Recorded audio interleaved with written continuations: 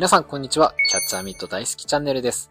本日は視聴者さんからのリクエストさんのまとい JWM127 型を紹介します。こちらのミット販売されてからめっちゃ気になってました。以前紹介した YGS 共鳴のようにキャッチャーミットに漢字の商品名つけるの流行ってますよね。元は水野の叫びから来ているような気がします。また、これらの共通点はミットに特化して素晴らしい品質であることです。果たしてこのまといはいかなるものか、皆さんに紹介していきますので、本日もよろしくお願いします。まずはミットの使用感からお伝えします。使ってみての第一印象はめっちゃ硬い。後で新品の状態見ていただきますが、カッチカチでした。使用している比較は JT レザー。こちらは和牛なんだそうです。やはりステアやキップとは比べ物にならないくらい硬いです。片付けしているとき、キュッキュッと皮が鳴っていました。大きさはやや小型で、ポケットの深さは結構深めに感じました。過去にグロムやクボウタスラッガーなど2ピースのミットを使ってきましたが、そのどれよりもこのミットが深く感じましたね。2ピースだと弾いてしまうことが多かったのですが、それは全くなかったです。ボールを取ると補給位置が一定になり、常にこの辺で取れます。スポッとはまった時の気持ちよさは格別でした。重さは 709g と公式用にしては軽い部類に入ります。硬くて軽いはキャッチャーミットにはありがたいことです。そして使っていて感激したのはこの親指パッドです。実はこの親指パッドの真ん中に膨らみがあり、その部分が親指の第一関節に引っかかり、力を入れずともがっつり握れるんです。今までボールを握るように掴む方が力が入ると思っていましたが、実はこのように OK サインを作って握る方が力が入るんだとこのミットを使って気づかされました。ミットの形自体も縦型で真ん中で掴みやすいことから、しっかりボールを掴んで補給する人のことを考えて設計されているなと感じます。補給を重視したい人にはすごくおすすめです。また見えない部分ですが、芯材に入っているプラ芯が外に出てこないように工夫されているなど、まといシリーズはまさに D クエストさんの最高傑作だと私は思いました。次は実際に片付けの映像を見ていただき、どのくらい硬いのかや片付けに必要なことなど共有していきます。まずはこちら新品の状態です。掴んでいるのですがびくともしません。これは湯もみが良いと判断しました。温かめのお湯につけて片付けしていきます。はい、こちらお湯につけてきました。まずは親指の付け根部分に折り目を入れていきます。結構硬いのでいきなり強くやると浮きが出る可能性あるので、最初は優しく徐々に力を入れてやることをお勧めします。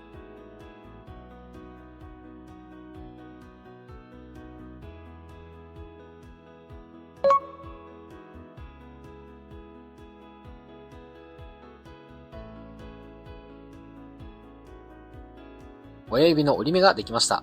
この状態で握ると少しミットが動くようになりました。次に上側のマチをカーブさせて指がかかる位置に折り目をつけます。上側に折り目をつける際、2ピースウェブの部分も含めて折り目をつけた方が良いです。そうすることで掴んだ時にウェブが突っ張らず閉じてくれるので、掴む手の動きとミットがリンクしてくれます。こうすることで中で弾くのを可能な限り防ぎます。次にウェブを揉んでいきます。2ピースウェブは本体との結合している箇所が硬いのでしっかり揉んでおきます。こうしないとめっちゃ弾くので念入りに揉んでおいた方が良いです。全体揉みましたがだいぶ掴めるようになってきました。ここでまだ開閉する際に硬さを感じるときはヒンジ部分を軽く揉みます。強く揉みすぎると手元部分に浮きが発生するので優しく丁寧にやります。次はボールを挟んで押していきます。左手の感覚を大事にしながら押し付けていきます。この時、親指のマチにカーブを作れますので、自分の親指に沿ったカーブをつけます。ポイントはヒンジ近くからしっかり曲げることです。これだけでフィット感向上します。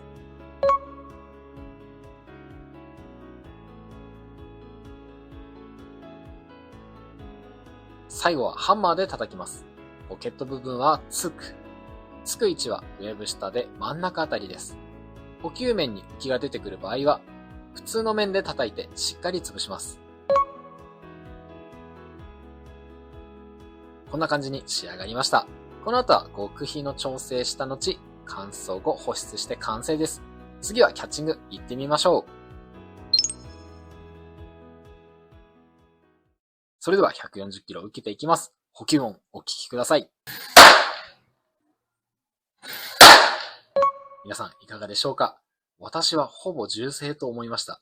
何かが破裂したような音がします。共鳴の時と近い感じがしますが、的の方がビーンと振動が長く響くような音が鳴ります。そして感心したのは補給感。補給位置が一定しており、常にしっかりつかめます。しかも爆音も確定。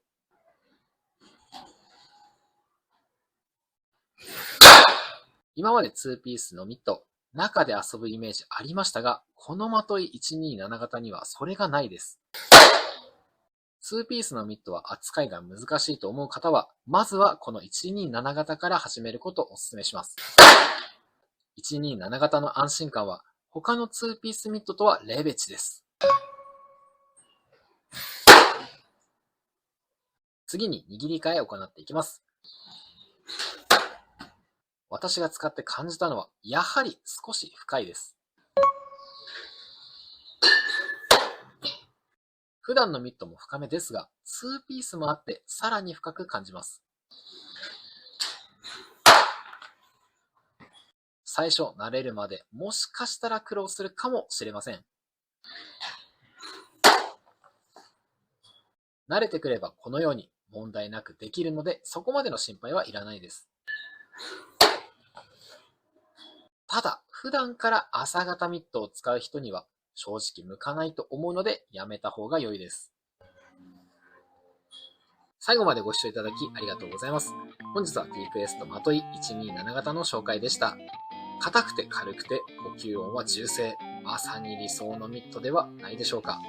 ただそれだけでなく、どのメーカーのミットよりも掴みやすい構造になっていて、よりキャッチャーのことを考えて作られたミットだと思いました。個人的に親指パッドがお気に入りです。この構造なら突き指もしにくいんじゃないかと思います。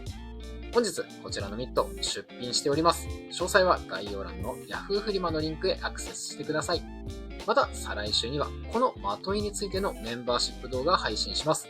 まといに対する私のリアルな本音、まだあまり知られていないリクエストミットの裏話など、メインでは話せない情報を発信しています。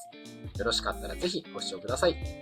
このチャンネルではキャッチャーミットを中心に野球道具の紹介しています。